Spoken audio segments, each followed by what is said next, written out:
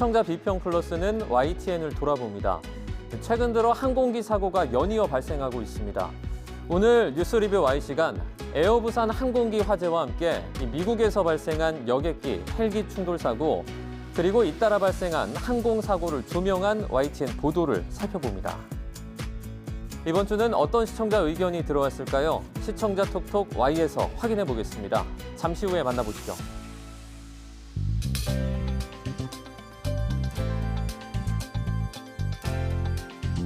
시청자 여러분 안녕하십니까? 정주웅입니다.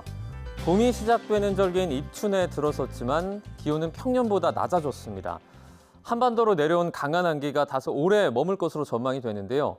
바람이 강해서 체감 온도가 크게 떨어진 만큼 이 기온이 평년 수준으로 회복될 때까지는 건강에 더욱 유의하셔야겠습니다. 그럼 시청자 비평 플러스 뉴스 리뷰 Y로 시작합니다.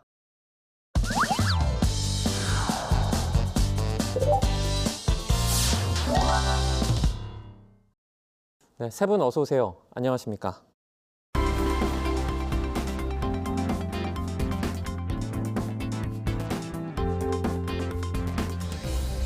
뉴스 리뷰 Y 시작해봅니다. 먼저 반유미 시청자 평가원이 가져오신 오늘의 주제부터 들어봅니다.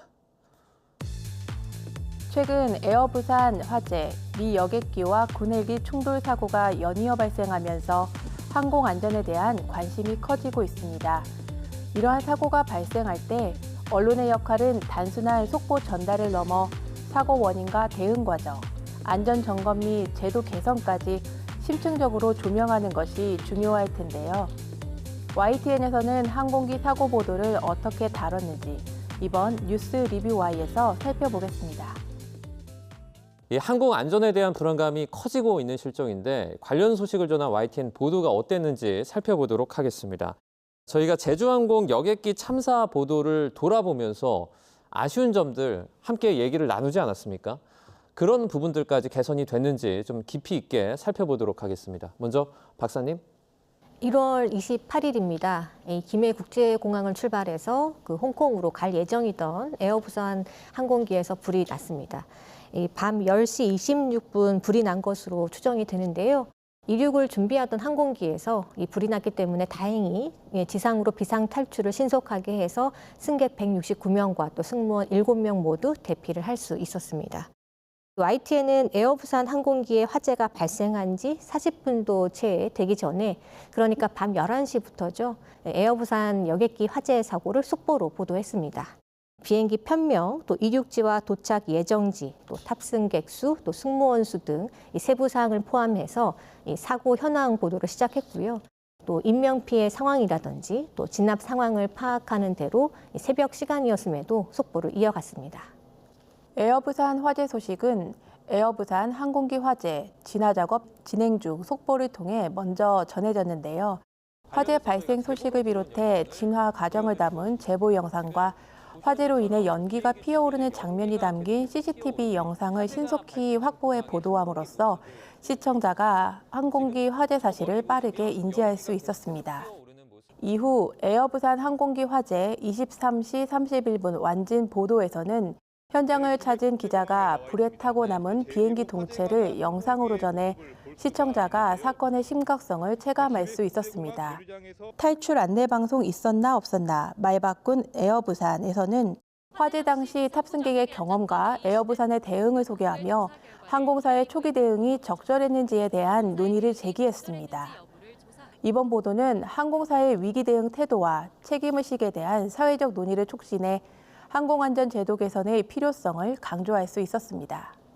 자정 전후의 시간이었습니다. 이 사고기에 탑승했던 승객이자 목격자이죠. 이 두 번에 걸쳐서 방송에서 전화 연결을 했었는데요. 에어부산 항공기 화재 승객 169명 대피 보도입니다. 이 탈출 당시 상황이나 또 부상자 상황, 그리고 화재 대처나 주변 승객의 반응에 대해서 상당한 정보를 제공해 주었습니다. 당시에 앵커께서 이 목격자 분과 인터뷰를 이어가면서 사고 당시 충격을 되살리거나 또 불안해하지 않는지 살펴가면서 인터뷰를 한 점은 적절해 보였는데요. 하지만 이 목격자의 입장에서 이야기한 것이 자칫 현장 대응에 대한 오해를 불러올 수 있기 때문에 앵커나 기자가 따로 사실 확인이 필요한 부분이 있을 수 있다는 점은 언급해 줄 필요가 있어 보였습니다. 예를 들면 탈출구를 승객의 요구에 바로 열지 않은 것에 대해 그 화재 대응 매뉴얼에 따른 대처일 수 있으므로 확인이 필요하다라고 기자분께서 언급해 준 부분이 있었는데요. 이런 부분은 적절했고요. 또 이어진 질문에서 이 탈출구를 여는 시간이 지연된 것이냐고 이제 앵커께서 확인한 부분이 있었는데 이는 승무원의 대응 미숙에 대한 질문 유도로 비춰질 수 있으므로 질문의 표현에 신중했어야 했다는 생각이 들었습니다. 항공사의 사고 관련 공식 브리핑이 진행되고 있지 않았지만 이미 출국하고 또 이륙을 준비하던 중이었으니까요. 입국 수속을 위해서 신원 확인을 하고 있고 또 본인을 포함해서 주변 승객들의 건강 상황을 전하고 있는 등 사고 이후 대처에 대해서도 알 수 있게 했다는 점에서 이 목격자의 인터뷰가 좀 유의미했습니다. 이런 내용은 취재 기자가 아무리 현장에 빨리 간다고 해도 알 수 없는 내용이기도 하고요. 또 유사 사고 발생 시에 그 승객 입장에서 어떤 상황에 놓일 수 있는지 가늠할 수 있는 그런 정보가 될 수 있다는 점에서 유의미한 정보이기도 했습니다. 당일이 이제 연휴기도 했고 내부 근무자가 많지 않았거든요. 화재 현장을 설명하기는 좀 쉽지 않았을 것 같은데 이런 상황에서 좀 어떻게 하는 게 좋습니까? 그 순전히 언론사 입장에서 보면 가장 취재와 보도가 어려운 시점입니다. 그 사고가 났을 때가. 일단 밤 10시 이후기 때문에 보도국에서는 대부분의 직원이 퇴근을 했고 사회부와 국제부에서 야근을 담당하는 기자들만 있었고요. 두 번째는 설 전날, 그러니까 이제 연휴 때입니다. 그래서 사실은 사건이 크게 터지게 되면 집에서 쉬고 있는 기자들을 이제 불러내야 되는데 설 전날이라는 악조건이 있었고요. 세 번째는 이제 사고 발생 지점이 지역이라는 것들. 아무래도 지역은 인력이 적기 때문에 당시에도 부산지구과 창원지구에 있는 기자가 긴급하게 투입되긴 했지만 사실은 어쨌든 인력 면에서 상당히 부족했거든요. 밤중에 제대로 보도하기가 쉽지 않았던 그런 악조건이 있었고요. 그럼에도 불구하고 YTN에서 그 당시 대응은 꽤 잘한 걸로 평가를 받고 있습니다. 10시 26분쯤 이제 사고가 일어났는데 17분 후인 10시 43분에 일보를 낼 수 있었고요. 새벽 2시에 리포트가 5개가 제작이 돼서 방송이 야간에 계속 나가게 됐고요. 아침부터는 뭐 현장 중립차도 탈 수 있었고. 그래서 이런 식의 그 대응이 있었기 때문에 가능했고 이런 부분들은 굉장히 어렵습니다. 저희도 이렇게 쭉 매년 이런 큰 사건을 대하다 보면 가장 좋지 않은 조건 하에서 보도하는 게 이제 쉽지 않은데요. 그럼에도 불구하고 이제 YTN은 그런 부분에 있어서는 보도 전문 채널이기 때문에 상당히 숙달돼 있다 이렇게 평가할 수는 있습니다. 부족한 인력에 좀 최선을 다해서 대응을 한 부분이 보이는 것 같습니다. 이번 여객기 화재 사고 원인을 규명하기 위해서 이제 합동 감식에 들어가 있는 상황인데요. 관련한 보도들도 참 많았습니다. 내용은 어땠는지 살펴주시죠. 네, 2월 3일 보도입니다. 비행기에 불이 났다면 짐 버리고 승무원 통제 따라야입니다. 이번 에어부산 항공기 화재 당시에 이 승객과 승무원 모두 비상 탈출에 성공했는데요. 하지만 탈출 과정에서 제대로 된 안내가 없었다는 일부 승객들의 목격이 있었고 또 승무원들의 대처가 도마에 올랐습니다. 탈출이 급한 나머지 승객이 직접 비상문을 열 경우에 자칫 또 다른 사고가 생길 수 있다는 지적도 나왔는데요. 급한 마음에 비행기 화재 시 승객의 돌발 행동이 오히려 위험 요인이 될 수 있음을 알게 한 보도였습니다. 또 비상탈출 시에는 선반에 있는 짐을 챙기지 말고 승무원의 지시에 따라서 신속히 대피를 우선해야 하는데요. 항공기 관련 여러 사고가 빈번해지고 있기 때문에 여러 상황 발생 시 대처 방법에 대해서 자세하게 짚어준 보도라는 점에서 적절했다라는 생각입니다. 국토부 날개 엔진 손상 없다. 선반 속 보조 배터리가 원인 보도에서는 여객기의 양측 날개와 엔진이 손상되지 않았다는 점을 확인하며 이로 인해 화재 원인이 기체 결함이 아닐 가능성이 높아졌다는 분석을 제시했습니다. 화재와 관련한 후속 조치의 진행을 상황을 확인하는 작업도 계속되었습니다. 16톤 항공유의 합동 감식 지연, 에어부산 화재 원인은 대담에서 김인규 항공대 비행교육원장이 출연해 이번 항공기 화재의 원인을 다각도로 분석했습니다. 이번 항공기 화재의 주요 원인으로 지목된 보조 배터리 이슈뿐만 아니라 전기 시스템 결함, 짐 속 가연성 물질 등 다양한 가능성을 검토하며 사고 원인 규명 과정이 복잡하다는 점을 강조했습니다. 2월 3일 비닐 파우치 의무화 등 보조 배터리 기내 반입 규정 강화 검토라는 제목의 보도에서는 국토부가 보조 배터리 기내 반입에 대한 개선 방안을 검토 중인 것으로 보인다는 내용을 보도했습니다. 이를테면 이 보조 배터리를 선반에 두지 않고 이 보조 배터리를 담을 비닐 파우치를 의무화하는 방안 등을 모두 검토하고 있다고 하는 것인데요. 보조 배터리 등에 대한 그 사고가 늘면서 이에 대한 대처 논의가 본격화되어야 함을 알게 했습니다. 보도의 내용을 볼 때 국토부가 검토 중인 보조 배터리 관리 방안은 통상 국제민간 항공기구의 규정보다 강화한 수준이 될 것이라고 하는데요. 타 항공기의 관리 규정은 어떠한지 좀 상세하게 비교하면 좀 더 이해가 쉬웠을 것으로 보입니다. 이번 에어부산 항공기 화재의 원인을 파악하기 위해서 관계 당국의 합동 감식이 이번 주부터 이루어지기 시작됐습니다.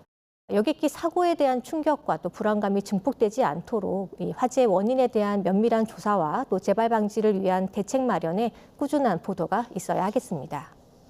네, 이어서 미국에서 여객기와 군 헬기가 충돌해서 추락하는 사고도 있었습니다.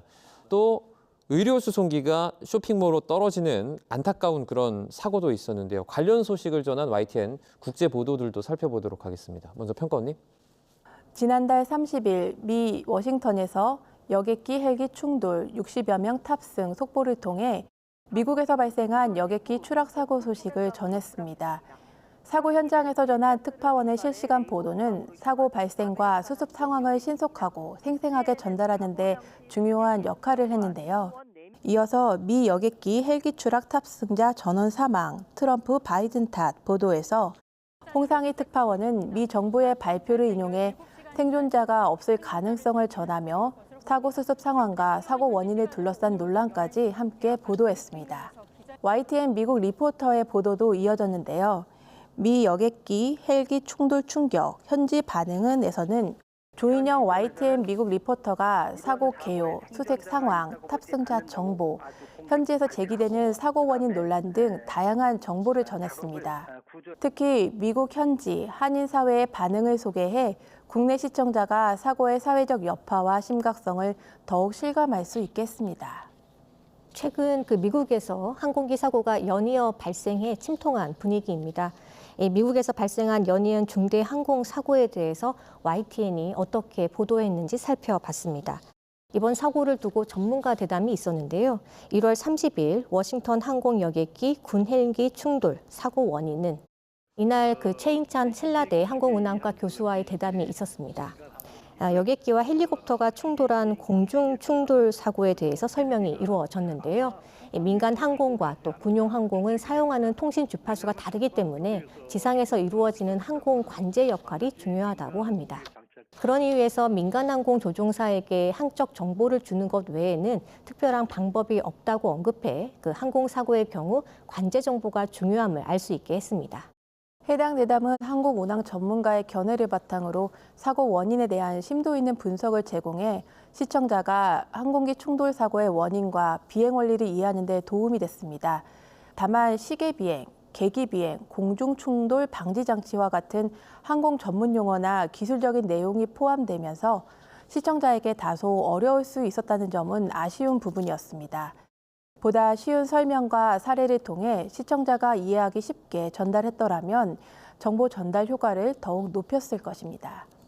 이번 사고기에는 한국계 피겨 선수와 또 어머니가 타고 있었던 것이 알려져 더 안타까웠는데요.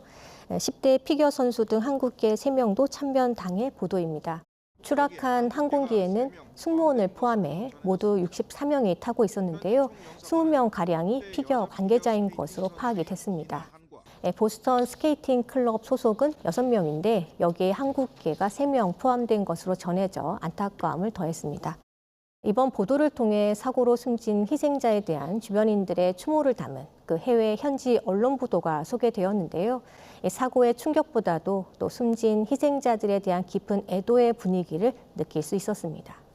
한국인 희생자가 포함되면서 국내 시청자들의 관심이 더욱 커졌고 또 이에 따라 국내 항공 안전 문제에 대한 논의도 이어갈 수 있었습니다. 헬기와 충돌한 여객기 민군 동시 운용 국내 공항은 보도에서는 국내 민군 겸용 공항의 운용 실태를 점검하며 민간 항공기와 군용기의 안전한 운항을 위한 대책의 필요성을 알렸습니다. 항공기 사고는 다양성 정책 탓 차별 부르는 트럼프의 말 보도에서는 트럼프 대통령의 발언을 전달하면서도 이를 비판 없이 받아들이지 않고 논란의 배경, 근거 부족 문제, 반론 및 전문가 분석을 함께 제시해 균형 잡힌 보도를 지향했습니다. 필라델피아에서도 항공기 추락 사고가 있었습니다. 필라델피아에서 항공기 추락, 2단 참사의 충격 제목의 보도로 소식을 전했습니다. 이승윤 특파원은 사고 추락 사고 현장에서 사고 발생 경위, 구조 작업 지연, 사고 원인 분석 작업의 진행 상황을 상세하게 전했습니다. 특히 탑승객 정보, 사고기의 비행 목적, 항공기 관련 정보, 운용사의 사고 이력 등 심층적인 정보를 제공하며 사고 배경을 더욱 구체적으로 조명했습니다. 여객기와 헬기의 충돌 사고 이후 이틀 후 벌어진 사고였습니다. 이 필라델피아 공항에서 이륙한 그 환자 이송 목적의 소형 민간 항공기가 이륙한 지 1분도 안 돼 이 공항에서 4.8km 떨어진 주거지 밀집 지역에 추락을 했습니다. 이 항공기는 응급 환자 수송기로 알려졌고요. 리어젯 55 기종의 에어 앰뷸런스로 알려졌습니다. 연이어 항공기 사고 소식이 이어지고 있기 때문에 이 항공기 사고에 대한 불안이 확산될 조짐도 간과하기는 어려워 보입니다. 네, 안타까운 사건 사고가 연이어 발생을 하고 있습니다. 가장 중요한 건 더 이상의 인명피해는 없어야 한다는 부분일 텐데요. 제주항공 여객기 사고 이후에 다시 한번 항공기 사고 보도를 전체적으로 좀 살펴봤는데요. 짧은 시간이었지만 그 사이 이 보도들 사이에서 좀 긍정적인 변화가 보였다고 보십니까? 글쎄 뭐 그렇게 짧은 시간에 변화가 크게 있을 것 같지는 않고요. 이번 보도를 통해서 제가 유난히 좀 눈에 들어오는 거는 저는 그 물음표 제목 장사라고 이름을 붙였는데요.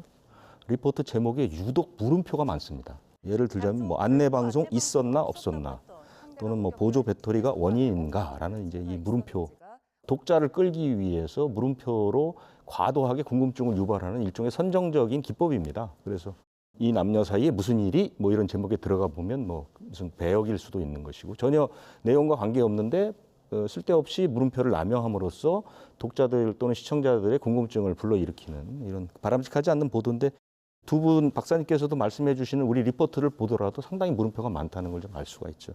이런 부분들은 좀 지양해야 한다고 보고요. 최근에 항공기 사고 취재 보도 유의 사항이라는 것이 기자연합회하고 영상기자협회에서 공동으로 만든 게 있는데요.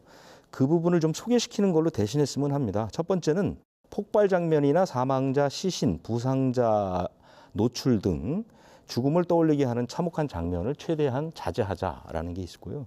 취재 때 사고 수습이나 피해자 구조, 이송 방해를 금지하고 무리한 접근과 과열 경쟁을 자제해서 가능하면 풀 취재를 활용하자. 풀 취재라는 건 이제 여러 언론사들이 한꺼번에 한 장면을 취재하게 되면 과열 취재를 하게 되니까 순서를 정해서 하는 그런 방식을 말하는 겁니다. 그다음에 불쾌감을 줄 수 있는 자극적 표현 사용을 금지하자는 게 있고요.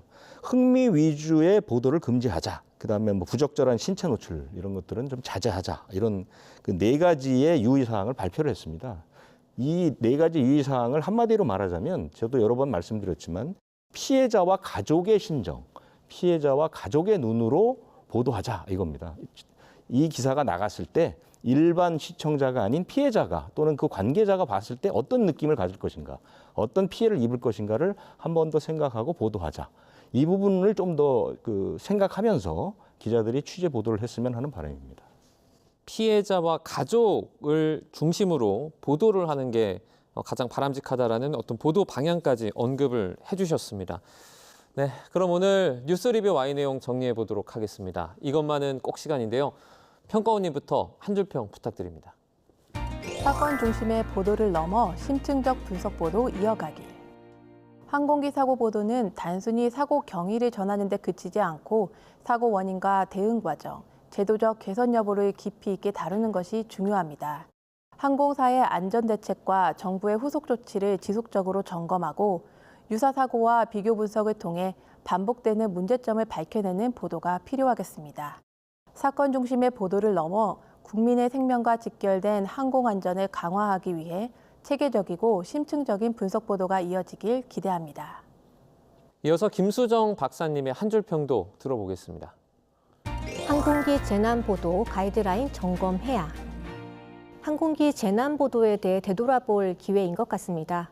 이 항공기 이용이 늘면서 관련 사고 빈도가 증가하는 것은 당연하겠습니다만 기존 재난보도 준칙이나 매뉴얼에서 그 항공기 사고 관련 내용은 다소 부족했었던 만큼 보완이 필요해 보입니다. 재난도 원인과 규모에 따라 보도에서 주의를 기울이고 또 신중해야 할 요소들이 있는데요. 항공기 추락, 또 화재, 충돌 등 항공기 관련 재난 발생이 늘면서 이와 관련한 재난보도 가이드라인도 함께 점검할 필요가 있어 보입니다. 네, 오늘은 항공기 재난보도 관련해서 알아봤습니다. 오늘 뉴스 리뷰 Y 순서는 여기서 마치도록 하겠습니다.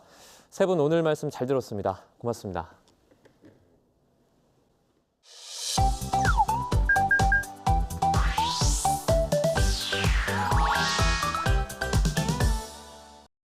YTN을 향한 시청자 의견이라면 모두 귀 기울여 듣고 답하는 시청자 톡톡 Y 시간입니다. 오늘 주목한 시청자 의견을 AI 앵커 Y온이 소개해드립니다. 지금 바로 만나보시죠. 안녕하세요. AI 앵커 Y온입니다. 오늘의 첫 번째 주제는 공용 고속도로에 대한 시청자 의견을 들어봤습니다. 자세한 내용 지금 바로 보시죠.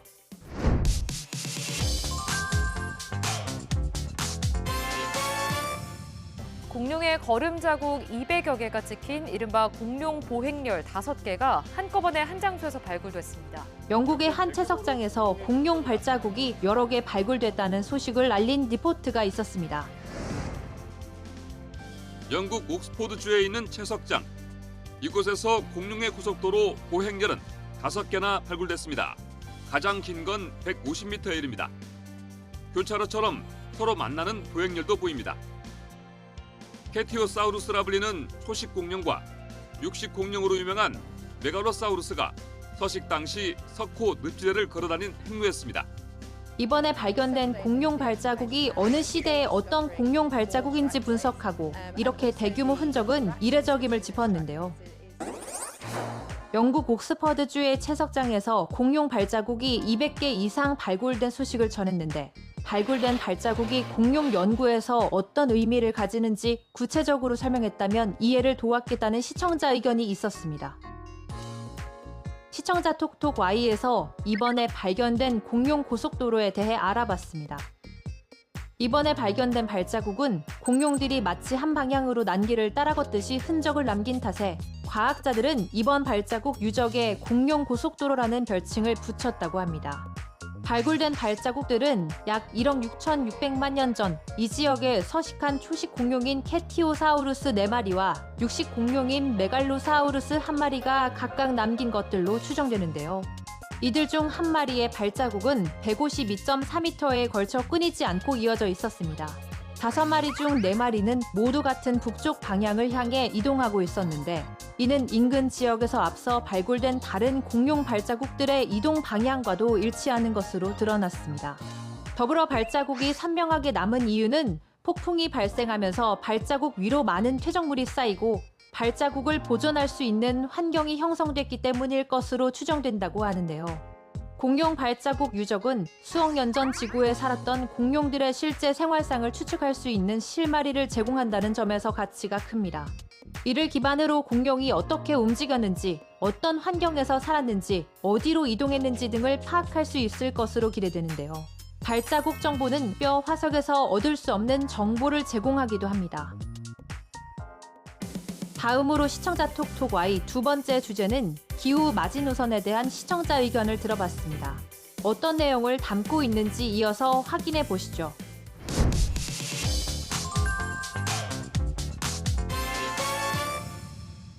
네, 지난해 지구의 평균 기온이 산업화 이전보다 1.6도 높아 역사상 최고치를 기록했습니다. 지구의 평균 기온이 최고치를 기록하면서 파리협정에서 제시했던 재앙의 마지노선을 넘었다는 소식을 알린 보도가 있었습니다. 보도에 유축원 기자입니다. 로스앤젤레스에서 사상 최악의 산불이 발생한 배경엔 극단적인 날씨 변화가 있습니다. 캘리포니아엔 재작년부터 이례적으로 많은 비가 내려 숲풀이 무성하게 자랐습니다. 그러다 지난해 여름부터는 기록적인 폭염과 가뭄이 이어지면서 숲풀이 바싹 말라 거대한 불쏘시개가 만들어졌습니다. 대다수 전문가는 이런 기상이변의 원인으로 지구온난화를 지목하고 있습니다. 최근 전 세계에서 일어났던 기상이변의 원인으로 지구온난화를 지목했다는 전문가들의 의견을 전하며 그 심각성을 전하기도 했는데요.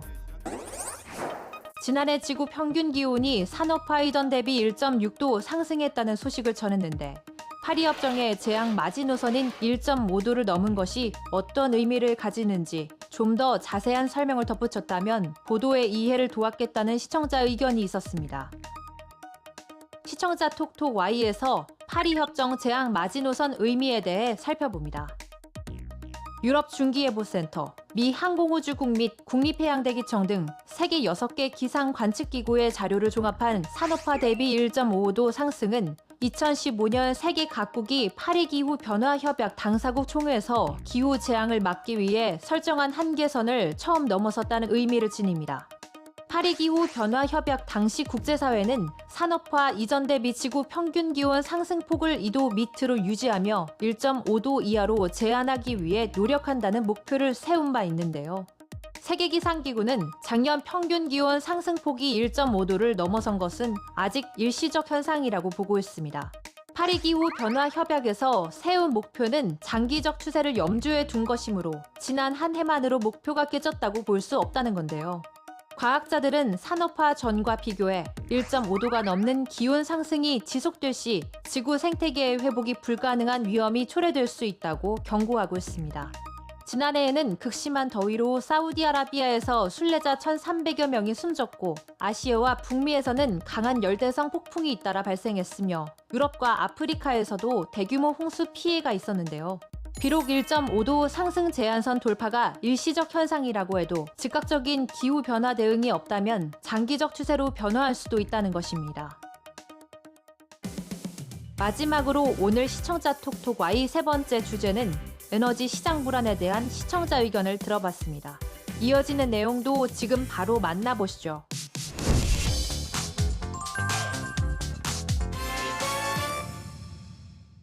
러시아의 돈줄을 주려는 서방 진영의 제재로 국제 에너지 시장이 들썩거리고 있습니다.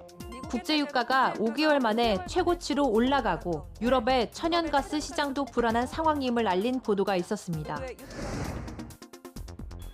임기 종료를 불과 열흘 앞두고 바이든 행정부는 러시아의 원유 수출을 겨냥한 가장 강도 높은 제재 방안을 발표했습니다. 주요 석유 기업은 물론 몰래 원유를 수송하던 이른바 그림자 함대의 선박 180여 척이 대상에 올랐습니다. 곧바로 국제유가가 급등하기 시작해 서부 텍사스산 원유는 1배럴에 $78를 넘어서며 5개월여 만에 최고치를 찍었습니다. 미국의 러시아 제재 조치로 국제유가가 급등하는 등 전 세계 에너지 시장에 불안을 알린 보도였는데요. 바이든 행정부의 러시아 제재로 국제유가가 최고치를 기록했다는 소식을 전했는데 중국과 인도가 대체 조달에 나서는 등 대안을 찾으려는 움직임이 에너지 무역 상황에 어떤 영향을 미칠지 궁금하다는 시청자 의견이 있었습니다. 궁금한 내용을 보충하기 위해 시청자 톡톡 Y에서 중국과 인도의 대체 조달 영향을 살펴봅니다.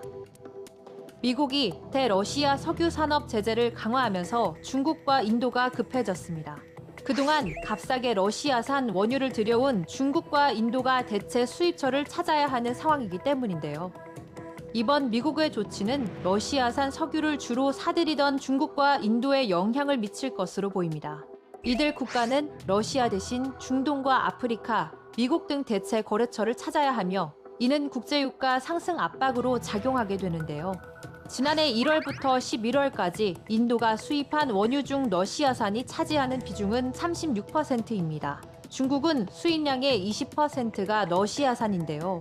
2022년 우크라이나를 침공한 러시아는 서방의 전방위적인 제재에 대응해 중국과 인도에 할인된 가격으로 원유를 수출해 왔습니다. 블룸버그에 따르면 러시아산 원유를 200만 배럴 이상 실은 유조선 3척이 미국의 제재를 받은 이후 중국 동부 해역을 떠다니고 있는데요. 인도 정유소 관계자들은 이번 조치에 따라 약 6개월간 원유 수입이 불투명해질 수 있다고 밝혔습니다. 로이터 통신은 러시아 주요 고객인 중국, 인도의 정유업체가 중동, 아프리카와 미국에서 더 많은 석유를 조달할 것이라면서 석유 가격과 운임 비용을 끌어올릴 수 있다고 분석했습니다. YTN 방송의 부족한 부분을 채우는 시청자 톡톡 Y 시간. 다음 주도 다양한 시청자 의견과 함께 돌아오겠습니다.